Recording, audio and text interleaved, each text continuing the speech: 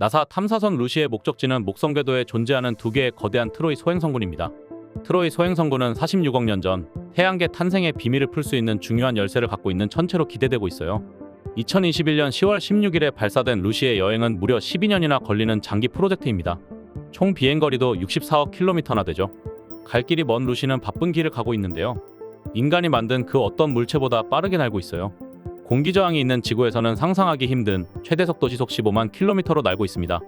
루시는 어떤 추진력을 쓰길래 저런 엄청난 속도로 12년이라는 긴 시간 동안 비행이 가능할까요? 루시의 엄청난 속도와 긴 여행의 비밀은 비행 경로에 숨어 있습니다. 목성 궤도의 트로이 소행성군으로 향하는 경로를 살펴보면 직선으로 가지 않고 돌아갑니다. 루시는 태양과 지구의 중력으로 발생하는 구심력과 루시가 비행하는 속도로 발생하는 관성력을 이용하는 이른바 플라이바이 비행을 해요. 보이저 2호의 행성 간 여행을 비롯해 대부분의 탐사선들은 이렇게 플라이바이 비행법을 사용해 여행해왔습니다. 행성의 중력을 이용해 행성과 행성 사이를 서커스하듯 날아가는 것이죠. 태양과 각 행성의 중력을 수학적으로 계산해서 만든 이 비행 경로는 효율의 극치라 할 수 있어요. 루시의 비행 경로를 한번 살펴볼까요? 목적지는 목성 공전궤도 앞뒤로 존재하는 L4 트로이 소행성군, L5 트로이 소행성군 두 곳입니다. 루시는 2021년 발사 후 정확히 1년이 된 날짜인 2022년 10월 16일에 지구를 플라이바이했어요. 지구의 중력과 루시의 관성력을 이용해 속도를 부스팅해 지구권 궤도를 벗어나 태양에서 더 먼 타원으로 돌게 됩니다. 2년 후에 루시는 다시 지구 가까이 접근하게 되는데요.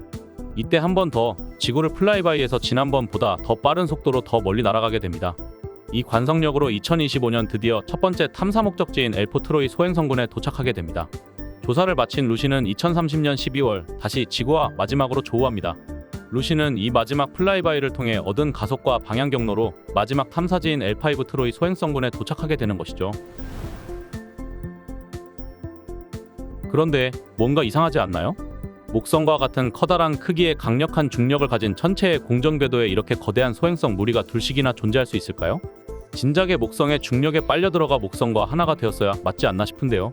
태양은 강력한 중력으로 목성을 끌어당깁니다. 목성 역시 태양을 중심으로 공전하고 있기 때문에 역시 공전 진행 방향으로 관성력이 작용하는데요. 이때 두 힘 사이에 상쇄가 일어나는 절묘한 평형을 이루는 지점이 5군데 만들어집니다. 이렇게 중력 균형을 이루는 5개의 지점을 라그랑주 점이라고 해요. 프랑스의 수학자이자 천문학자인 조제프 루이 라그랑주가 처음 발견해 생긴 이름입니다. 태양과 목성뿐만 아니라 태양과 지구 사이에도 똑같이 이 5개의 라그랑주 점이 존재합니다. 라그랑주 점은 우주 비행뿐만 아니라 인공위성이나 우주 관측 장비의 배치에도 최적의 장소입니다. 대표적으로 제임스 웹 천체망원경이 이 지구의 라그랑주 점에 위치하고 있어요. 목성의 경우는 공전궤도의 L4 그리고 L5 두 개 라그랑주 점에 바로 이 트로이 소행성군이 존재하고 있는 것이죠.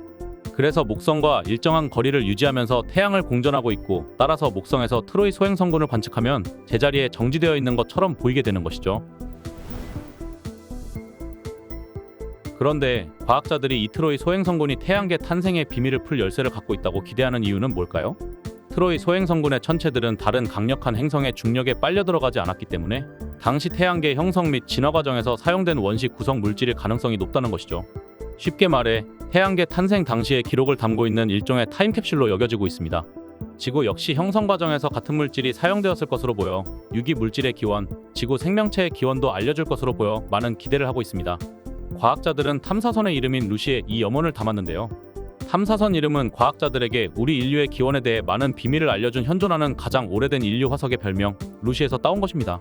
이 루시 화석이 인류 진화에 대한 많은 정보를 제공했듯 태양계의 역사에 대해 루시 탐사선이 그 비밀을 풀어줄 수 있을지 기대됩니다. 그렇다면 루시는 이 관측에 어떤 장비를 사용하게 될까요? 루시에 탑재한 장비는 크게 3가지, 르로리, 르랄프, 르테스라는 이름을 갖고 있습니다. 르로리는 광학 장비로 모노크롬 망원 카메라입니다. 허블 망원경과 같은 원리로 작동하는 흑백 디지털 카메라인데요. 극히 어두울 것이 분명한 트로이 소행성 크레이터를 선명한 이미지로 촬영하는 것이 목표입니다. 특이한 점은 이 카메라는 초점을 맞추는 포커싱 메커니즘이 없어요. 기계적으로 작동되는 부분은 긴 여행 기간 동안 고장 우려가 있어 일체 넣지 않았는데요. 안 그래도 루시는 발사 후 솔라 패널 전개 장치가 고장나는 바람에 패널이 완전히 펼쳐지지 않아 소요 전력을 100% 사용하지 못하는 어려움을 겪은 바 있어요. 이 장비는 소행성의 형태, 각 소행성 분화구의 모양과 크기, 빈도 분포 등 소행성 표면을 지질학적으로 조사하고 난이도 추산하는 임무를 맡고 있어요. 르랄프는 두 장비가 하나로 결합된 것인데, 첫째, 다중 스펙트럼 이미징 카메라는 각 소행성의 가시광선 컬러 이미지를 포착해요. 두 번째 장비는 레이사라는 이름의 적외선 이미징 분광기인데요. 각 소행성이 흡수하고 반사하는 적외선 스펙트럼을 분석합니다. 광학적 조사로 소행성 표면의 컬러 구성 분석을 통해 광물 성분을 파악하고 유기물, 얼음의 존재를 확인합니다. 르랄프 역시 르로리와 마찬가지로 기계적으로 작동하는 포커싱 메커니즘이 없고요. 역시 우주 공간의 극단적 온도차로 인한 고장을 최소화하기 위해 생략한 것이죠. 부품수도 최소화해 하나의 알루미늄 덩어리로 제작했어요. 사용된 알루미늄 거울은 다이아몬드로 광을 낸 것입니다. 르랄프는 촬영하는 고해상도 이미지 한 장의 크기가 매우 커서 256GB 메모리를 장착하고 있어요. 루시가 두 개의 커다란 원형 솔라 패널을 장착한 이유는 보이저와 같은 선배 탐사선보다 훨씬 많은 전력이 필요한 이유인데요. 바로 전력을 가장 많이 잡아먹는 것이 바로 이 고성능 컴퓨터입니다. 르테스는 열 방출 분광계입니다. 태양으로부터 수억 킬로미터 떨어져 있지만 이 소행성들 역시 태양빛을 받아 적외선을 방출하는 데 이를 감지합니다. 물체가 태양빛에 뜨거워지고 식는 속도인 열관성을 측정해 소행성이 먼지, 모래, 암석으로 이루어져 있는지 알 수 있어요. 모래는 빨리 식고 암석은 천천히 식는데 이를 측정해 각 소행성의 질량과 밀도를 알 수 있는 것이죠. 인류는 루시의 여행을 통해 태양계 탄생의 비밀을 풀 수 있을까요? 앞으로 루시가 보내올 소식을 함께 기다려보겠습니다. CMPN이었습니다. 감사합니다.